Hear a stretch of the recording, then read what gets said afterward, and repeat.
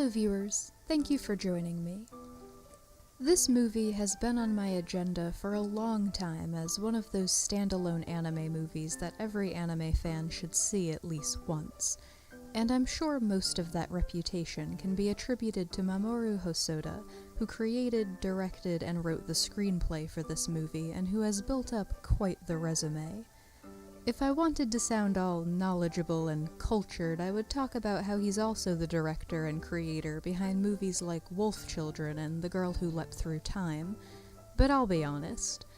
I first became familiar with Mamoru Hosoda's name because he directed the Digimon movie, which feels particularly relevant now that I've seen Summer Wars, but there will be time to discuss those connections later. Summer Wars tells the story of Kenji, a high school boy who's brilliant at math, but a little awkward and average in general. Out of the blue one day, his crush, Natsuki, asks him to go to the country with her to help prepare for her great-grandmother's 90th birthday party. He's unwittingly agreeing to pretend to be her fiancé to get some of her relatives off her back about finding a date, but that's the least of the craziness that's awaiting him, honestly. Natsuki has a huge extended family that's very in touch with its warrior ancestry. As they're all staying at her great-grandmother's estate for the summer, every scene is chaos. But it provided a very fun atmosphere, and I think anyone with a big family would agree, it felt very authentic to me. Everyone is constantly talking over each other, you can't do anything without the younger cousins running through and pulling out a cord or distracting you at a crucial moment. But at the end of the day, you're still family, and the chaos is just the price you have to pay for getting to see everyone.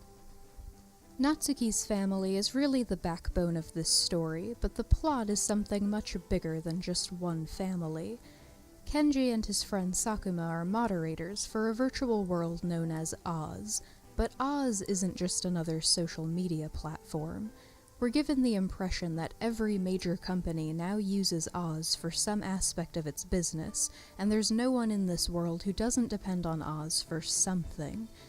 If you're at all familiar with the sci-fi genre, this should sound like a recipe for disaster, and Summer Wars doesn't disappoint. One night, Kenji receives a text that's just one big mystery code. Without thinking, he solves it and goes back to sleep, not realizing that he's just unleashed the technological apocalypse upon his world.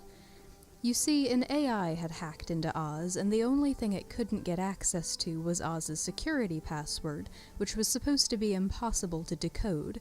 So it texted out the code to all the admins and moderators and let Oz's resident math genius do the work for it. So by tomorrow, everything electronically based has been incapacitated. Traffic lights, email, GPS, the firemen and police are getting false alarm after false alarm, the ambulances can't get through. Oz going down essentially sent all of the developed world into a state of emergency. So, in this generation that's gotten just a little too used to relying on its technology, it's up to Natsuki's great-grandmother to take charge. She treats this catastrophe like a war, and relies on some of her family's old battle strategies and many connections to get their town back on its feet. But the real problem is still online. Natsuki's shady, illegitimate uncle reveals that he was part of the project that created the AI, which goes by the name Love Machine, and its sole purpose was hacking. So basically, Love Machine is out to cause as much trouble as possible, and it's up to Kenji and an odd assortment of Natsuki's relatives to take down the AI, particularly Kazuma, Natsuki's antisocial younger cousin who happens to be Oz's top-ranked martial artist. And the stakes are raised even higher when Love Machine gets access to an asteroid probe, and now it's only a matter of time before it comes down on some nuclear power plant or something equally disastrous. Now, how to phrase this? While watching Summer Wars, I was struck by a certain familiarity. I'll be blunt. Summer Wars hovered between having a similar plot to being frame for frame from the Digimon movie. A virus, or in this case a hacking AI, takes over the internet, messing with all the important electronics of the real world so that people can barely function, quickly escalating until it launches a missile, or drops an asteroid probe, threatening to destroy everything once the timer runs out. There's a particular scene where Natsuki lures the AI into a game, trying to win back the stolen accounts, that was particularly familiar. When things are looking bleak, a bunch of strangers across the world band together to lend her their strength. And I want to phrase this section carefully because I don't really mean this as a critique. I mean, both movies were made by the same person. It's not really a matter of stealing. As a longtime Digimon fan, I found the familiarity a lot of fun, and lack of originality didn't prevent Summer Wars from being a really good movie overall. And I did really enjoy this movie. The animation was good. The music was good, though not in a way that was really noticeable most of the time. The plot was just as interesting as I found it the first time around, but its real strength lies with a cast of really fun characters.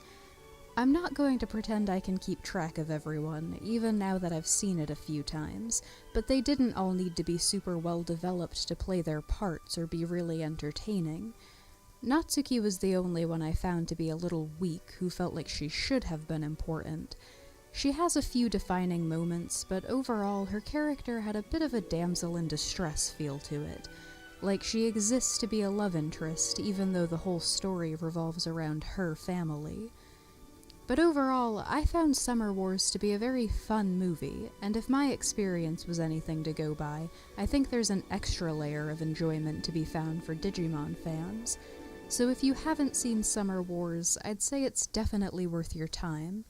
Thank you for watching.